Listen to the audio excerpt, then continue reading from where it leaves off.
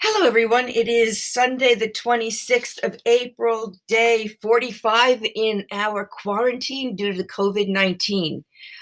Um, Before we left school, we were actually watching Kingdom of Heaven, which we never got to finish, but we talked about the Crusades and about Islam, and we were going to compare the Islamic world with Europe in the Middle Ages. Um, we went to Asia. We talked about China, Japan, the Mongols. Then we went to Africa, and right now we're going to go back to Europe.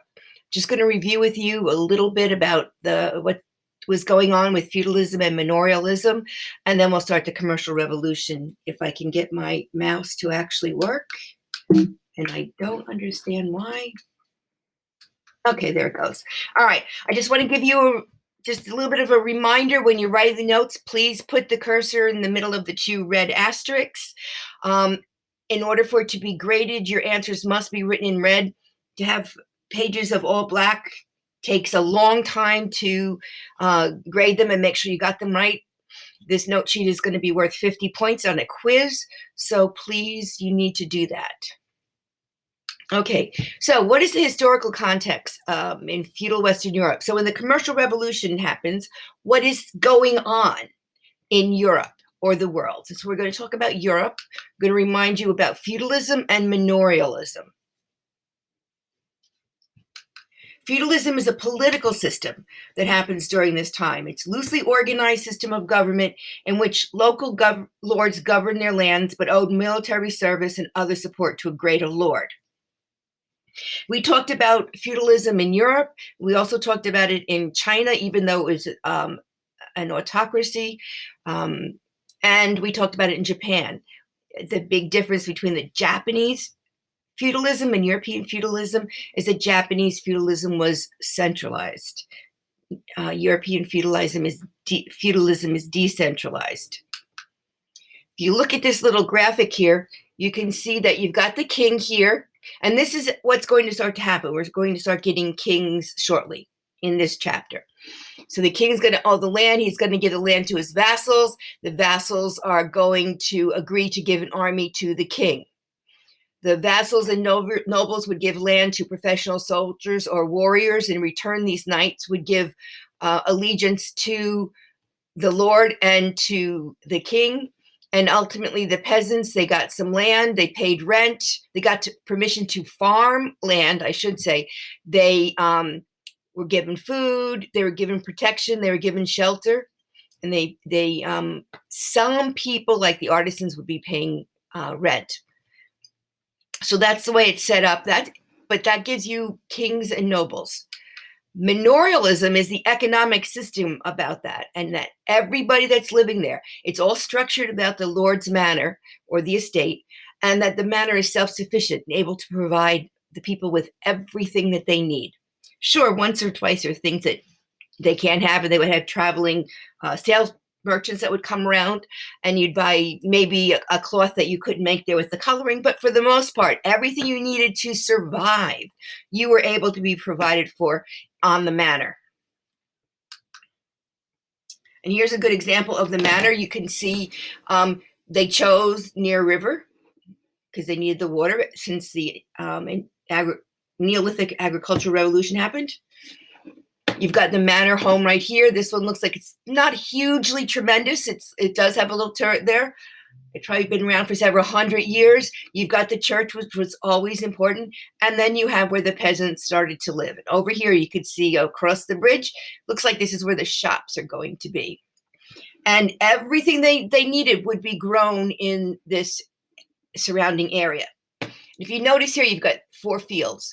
And this is something they started doing right before we left Europe. And they started rotating the crops, because they realized that the crops would get rid of all the nutrients. If you keep planting the same crop in one place, it's going to steal all the nutrients from that particular acreage. And the plants that were there, instead of keep growing tall, producing a lot, will get smaller and smaller, because what they need to flourish is being sucked out each time by the root system of the particular plant. So then they started rotating them, and always leaving one plot that was fallow, it wasn't being used, to help it recoup. So they would start moving it around. And this actually helped begin the start of the increase in population that we're going to see really happen during this particular time period. And right now we're talking about the year 1000 to the 1300s. These are during the time of the Crusades, and the Crusades are going to have stopped by the time we get done with this. Okay, so feudalism and manorialism are going to decline. Why? Mainly because of the Crusades. And it all had to do with the Crusades, 200 years of fighting for the Holy Land.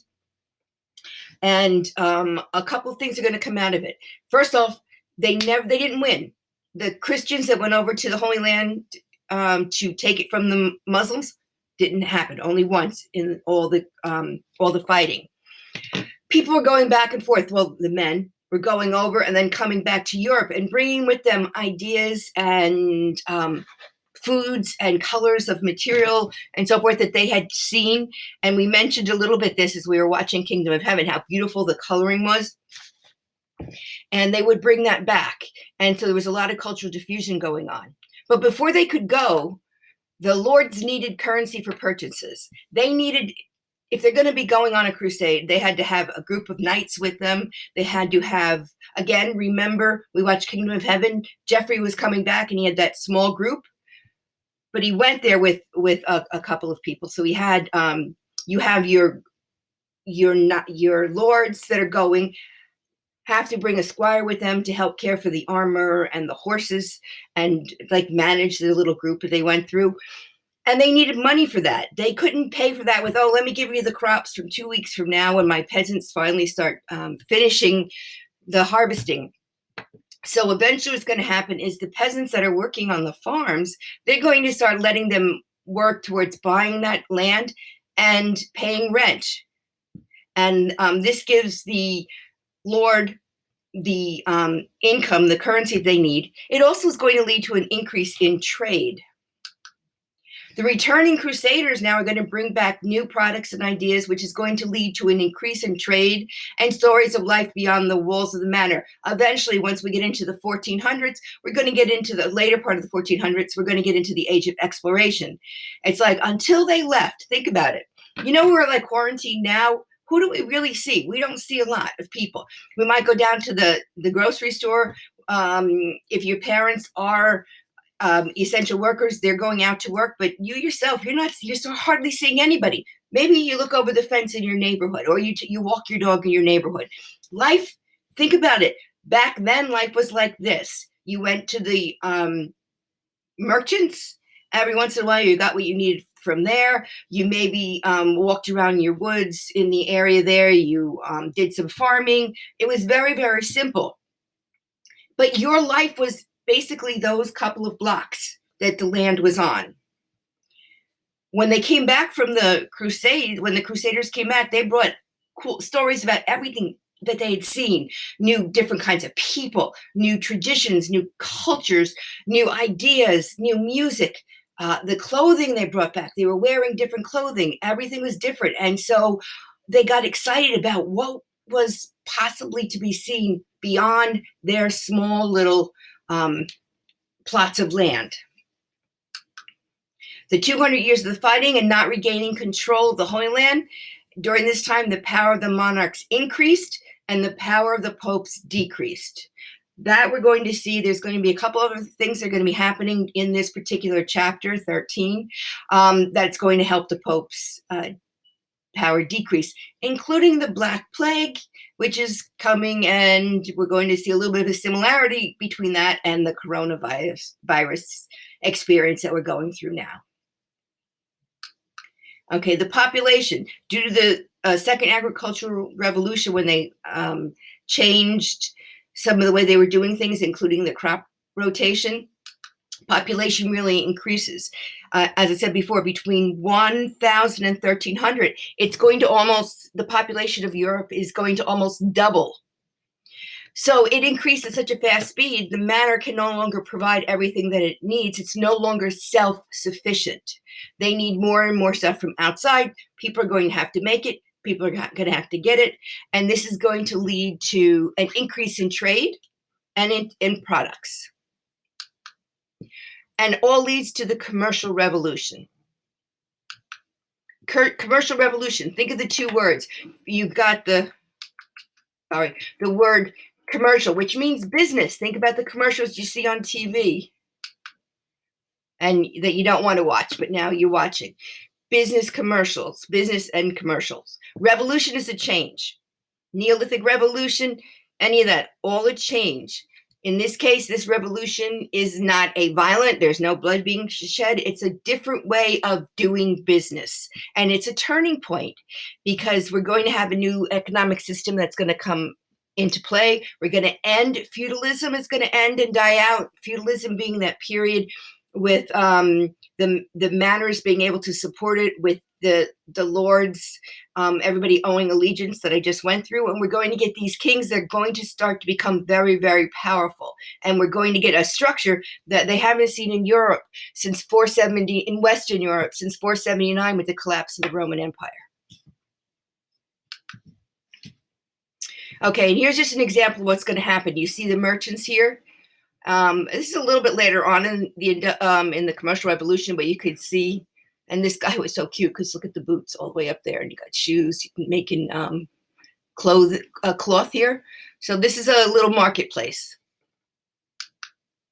Okay, so now we're going to get into the rise of capitalism. This is a new economic system that's going to emerge. It's based on trade and capital use, money used for investment. And we talk about capitalism. We in the United States are very familiar with it. Our economy is a capitalist economy. Many people go into business because they want to make a profit. Some people go in because they want to make a difference and they want to help the world. But the majority of people that go into business go in to make a profit. And they use capital. This money is money that's used for investment. You do not go into business, if you're smart, you do not go into business with the money that was going to pay your mortgage or was going to support your family. This is separate money that if the best thing happens, gives you a lot more money. And if the worst thing happens, at least you can still feed your family. You still have a place to live and you can still survive.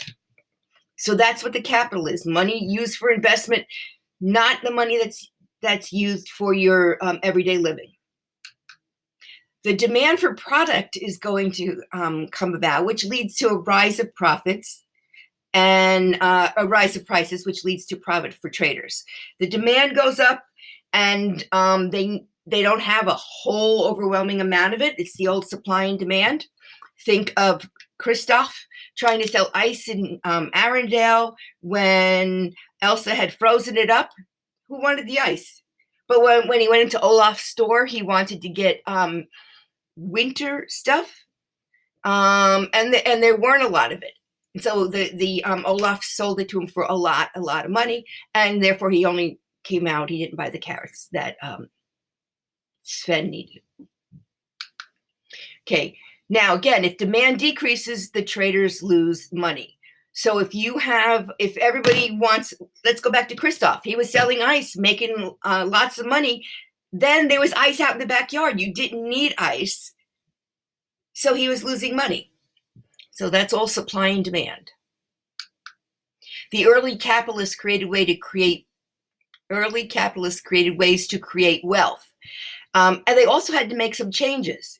Because if I'm going to go in business by myself, do I have enough ideas and capital to really make a business? Or do I maybe need to speak to my best friend? You know, like I like to sew, but I don't have the money to buy all the material, but I can design a really beautiful dress or stockings and a doublet for the men. But again, I don't have the money. So I'm going to talk to my friend who's a little bit more well off. She's going to bring the money in. I'm going to bring the ideas, and we're going to form a business. And this is what we're going to see happening. So what new business practices, and these shouldn't be brand new to you when we studied Islam, because the Byzantines and then the Ottomans took over. the Middle East area, that part never collapsed. So they maintained all these business practices, and we mentioned it when we were talking about what they had and what they did. But for Western Europe, they've forgotten all of this. So the one thing was partnership, small group, one or two people get together. Someone has the brain, someone has the money. They share the profits that are made.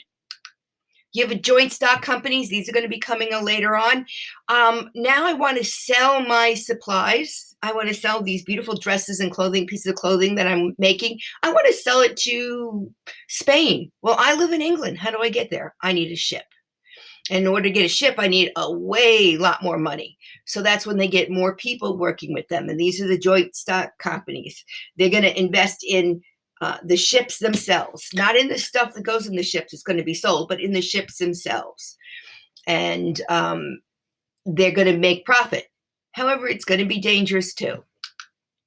You don't want to go, as we've mentioned many times, I don't want to go from England to France across the English Channel on a ship with 50,000 pieces of gold.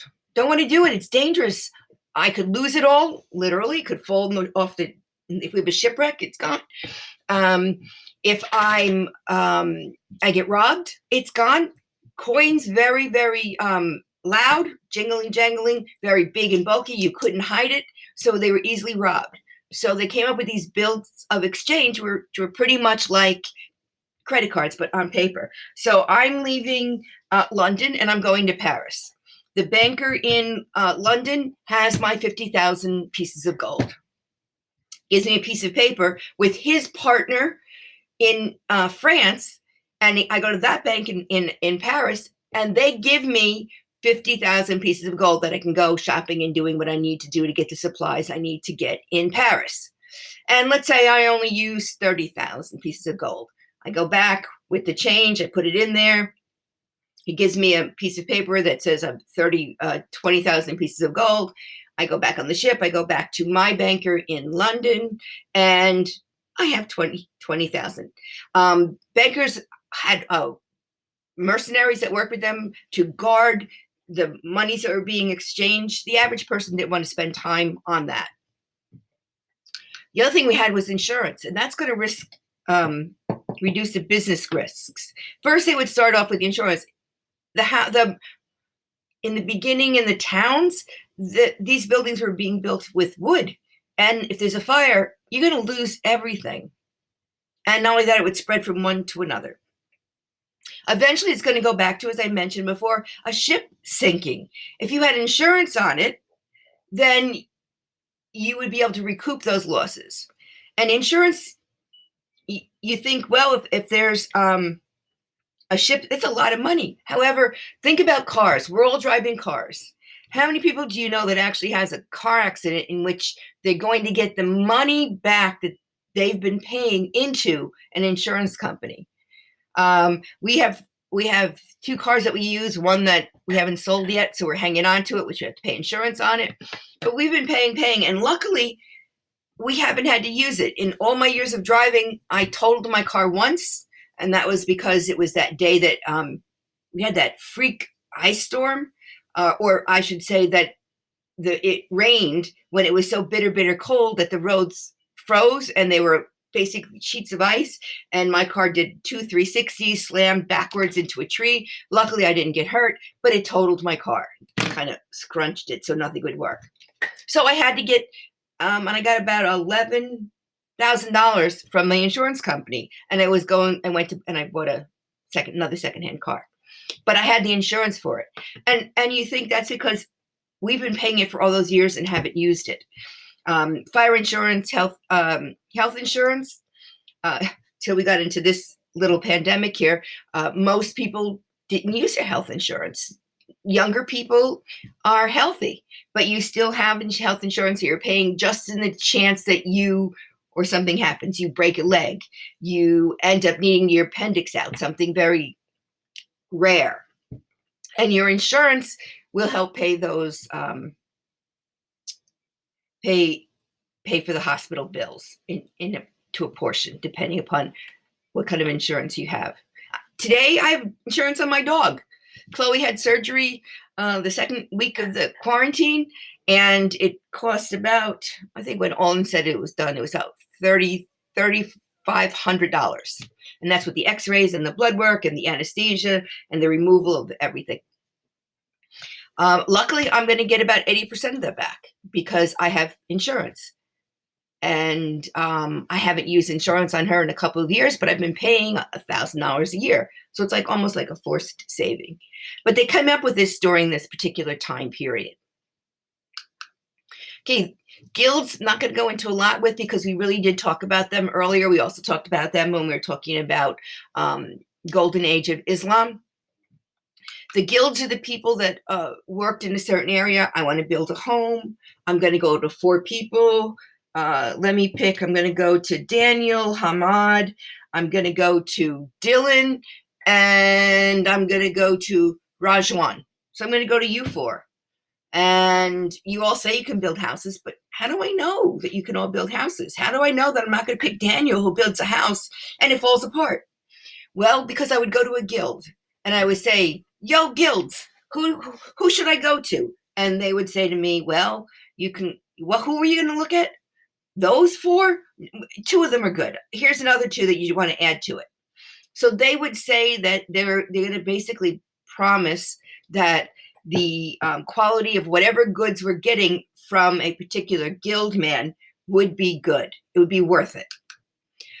They did end up having social services for its members. If somebody gets hurt, if a roofer falls off a roof, a builder falls off a roof, if they get hurt, if they're working at the mill, they get their hand cut off.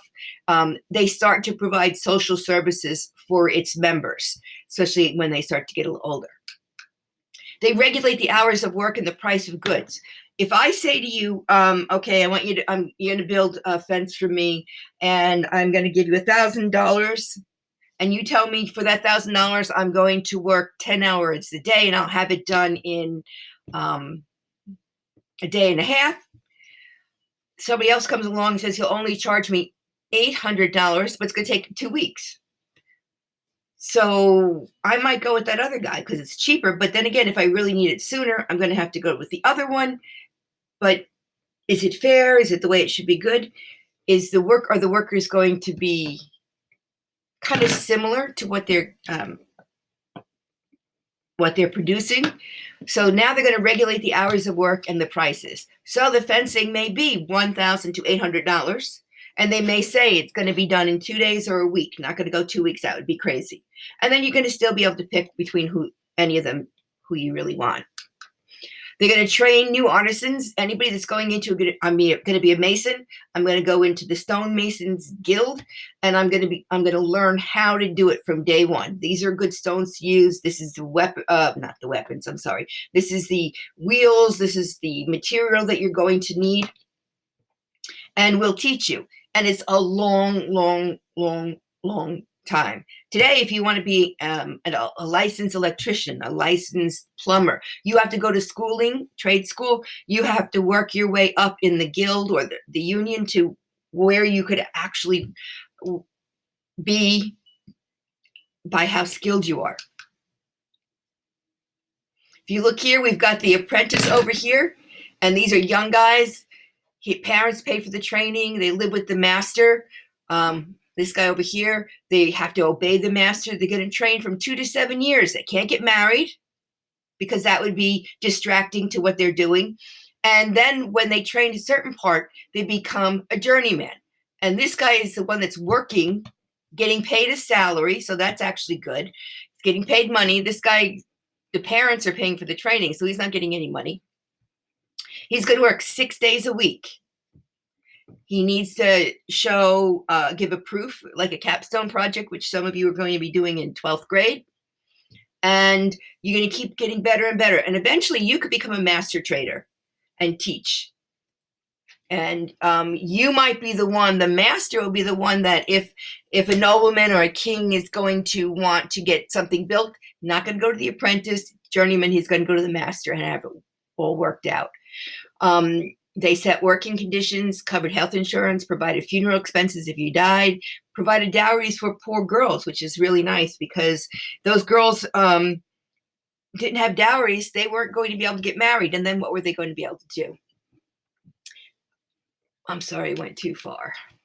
Houses for victims of misfortune. It's a charity house. Quality work.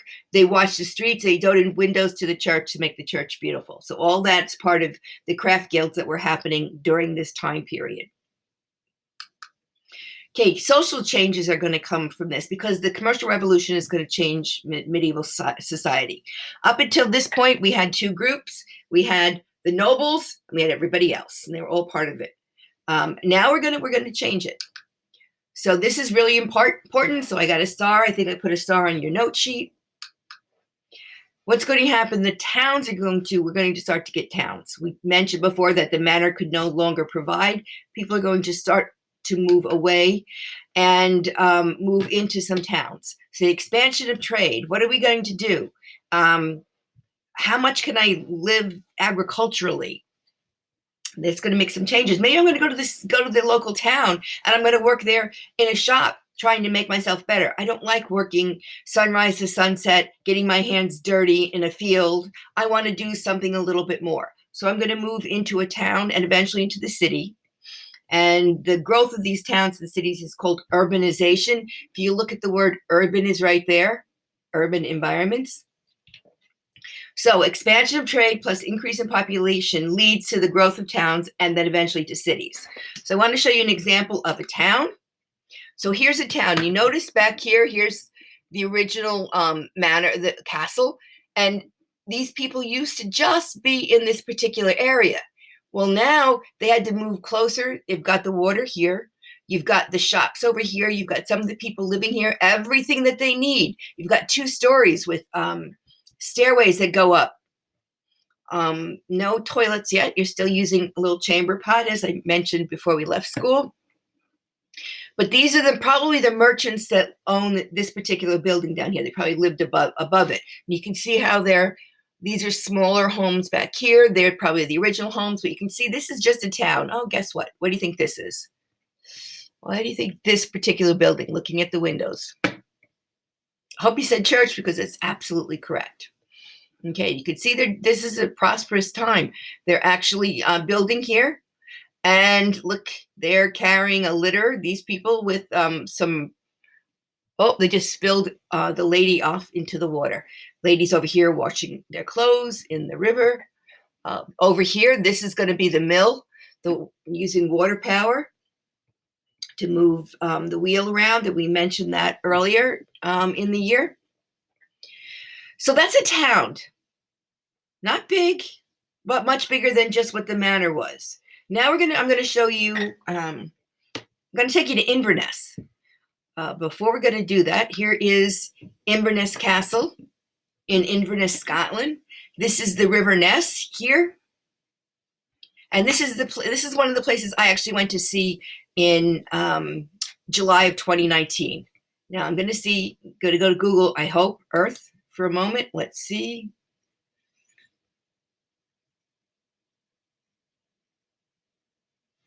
Oh, good. Okay.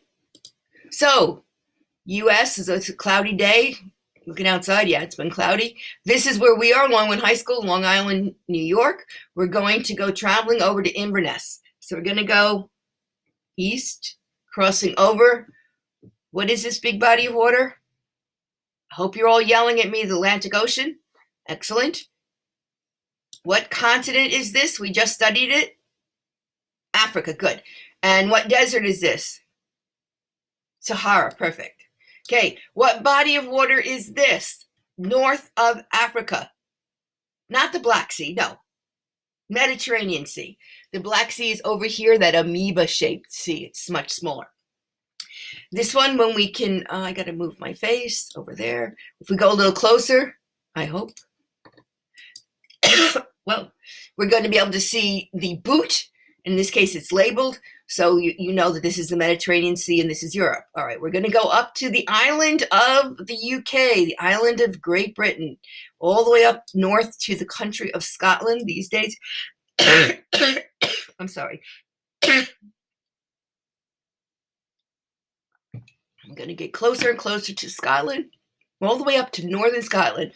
in the Highlands. And you can see why it's called the Highlands. Look at all the mountains. I got to tell you, I was in Ireland, England, Scotland. Scotland is the most beautiful of the three. Everybody thought it was Ireland, but I fell in love with Scotland. It was simply gorgeous. This is Loch Ness. We were actually staying right around here. This is where Nessie lives. Loch Ness. And Inverness is right here, and this is the Moray Firth. The water is coming into there. So this is where Inverness is, northern Scotland. Okay. Again, sorry, allergies.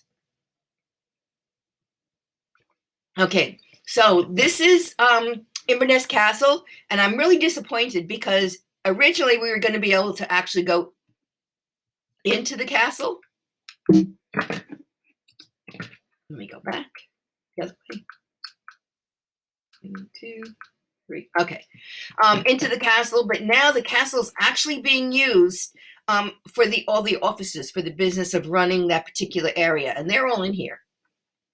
The pictures you're going to be seeing are up in this tower here. We're actually able to go into this area here.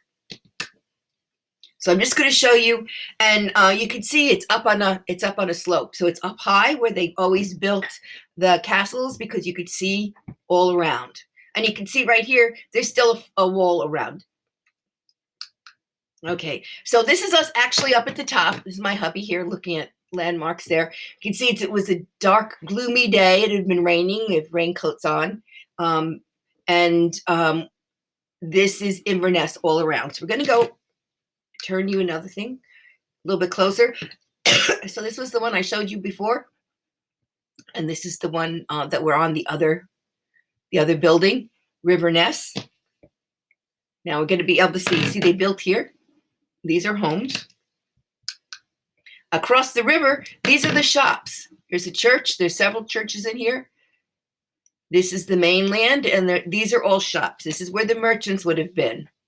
You can see very modern high school schooling back there. So we're just going to move it a little bit further down the river. And you can see there's another bridge here and a bigger one over there, which you're going to see. This is a big modern one, very distant. You can see again, this is the side that the castle's on. And it wasn't really that big. We were walking up and down and around all these places. And there's 2 churches here. I just want to give you a close-up of this area here because we're still on the castle and I just moved in a little. This is one of the castle walls here. We're looking, and they're building here, which is nice. They're renovating an old church and adding onto it. Here's another church. And this is the one they're building down from there. This is the one we saw it up close. A lot of construction being done. These are the homes. This is merchants here, but these are all the homes. And then we're back to where we were just on the other side, looking back at the River Ness. So I just wanted to show you, again, from the castle, look how much you could see. You could see everywhere. That's why they built it on that land. So you could see who was coming into your land. In the beginning, it was just a manor built around the castle. It was probably just this area here. And then they kept expanding as the population increased into a city. It's now a city. For those of you that like Outlander, and you're all too young, so scratch that. Okay, the other thing that's going to happen is we're going to come up with a whole new class of people. As I said before, you have the nobles, then you had everybody else, mostly peasants.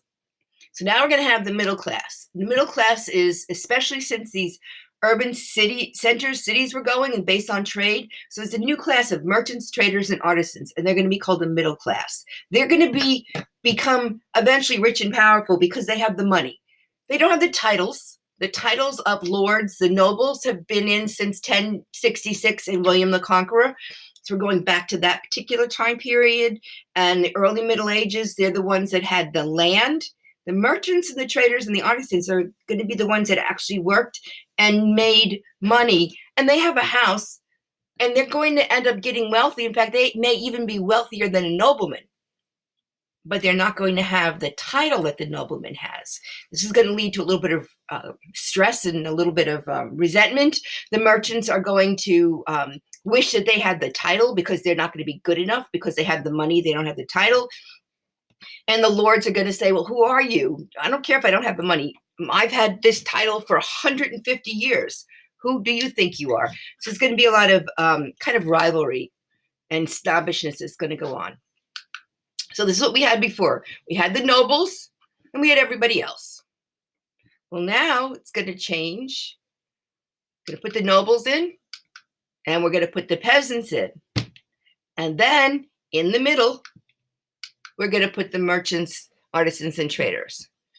And if we were all living during this time period, we would be in this group. If we were to think of our parents in some kind of, they're working, they're providing labor. They're not just farmers working for somebody else. So we would all be in this particular middle class. Eventually, what's going to happen once the Industrial Revolution happens, this middle class and peasants are going to change again. In there's going to be a working class that's going to be made of the owners and the workers. I'm a teacher. I work at Longwood School District. They're the employers. They're going to be one level, and then I'm going to be in the working class, people that are actually going to be paid a salary and do work. But that's not until the Industrial Revolution. You'll learn all about that next year. Okay, as a result of this, money is going to finally knock out serfdom, and that's where the peasants bounded the land. And once the serfs can leave, feudalism is, how are we going to support you? I'm going to give you protection. What are you going to give me? Oh, there's nobody here.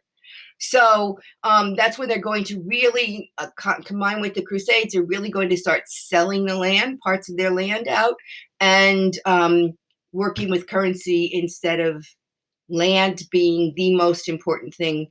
It'll be the wealth, and this is going to come from the capitalist economy. The new middle class has power based on money, not land. If you sort of remember that one picture of the town, they probably had their shop and the home above it. Not a huge amounts of land for acres upon acres. But they could probably at their times, if you're a nobleman and you have a property that's predominantly a forest, that land doesn't belong to you. You're in charge of it, but everything on it belongs to the king. If he wanted you to watch the northern borders and it's all rocky land, you're going to have miles upon miles of land, but it's not going to be able to produce anything, at least until the Industrial Revolution comes. And then that land, especially in England, might be very, very valuable because that's where you're going to get your coal from.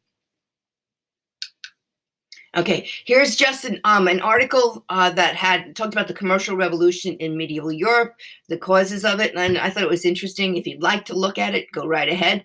If not, just ignore it. It is on your note sheet as well. And here's an example of the of the middle class. Okay, they've got the kids, they've got the merchants. They're dressing very nicely now, and this is where the noble men and women would look down on them and say, oh, you think you're as good as us, but you're not quite wearing. But then again, this particular merchant's wife may have jewels here that a nobleman's wife couldn't afford. So like I said, there's a lot of clashes between the two groups of people. And you notice here, this is where we talk about pickpockets and so forth. Everybody had a little bit of a purse. You had to be careful. Those purses, they get cut and people are off with them. There's no pockets or anything. The clothing is all one particular piece, one particular size. That's why it's belted. So one size fits all. We did not have, if you noticed here, these are two pieces that are sewn together. They haven't quite reached the point yet where they're going to make individual size clothing unless you're very, very, very, very, very wealthy. Okay, and the end, we're just going to summarize it saying we had an increase in trade for many different reasons. It led to the need for more workers, which led to the serfs moving to the town where workers are paid for labor and urbanization. The increase in trade led to more cash, banking, lending services. These are the changes. And this led to more money available. Because if you're a true capitalist, you're going to take that profit that you made and invest it in your business or another business. And the merchants' wealth and power are going to expand. And of course, they're going to be, the king is going to get rich and rich and rich based on the taxes that were paid to them by the merchants. And that, my friends, is the end of this commercial revolution. We're going to be talking about the rise of the nation states next, and we're going to specifically pay attention to England and France. And then the last section in this chapter is the increase in global trade, and that's when we're going to be talking about the Black Plague. I hope you stay healthy. I hope you continue social distancing, and that you, relatively speaking, enjoyed this little time learning. Take care. Let me see if I can find it. There it is. Goodbye, and good night.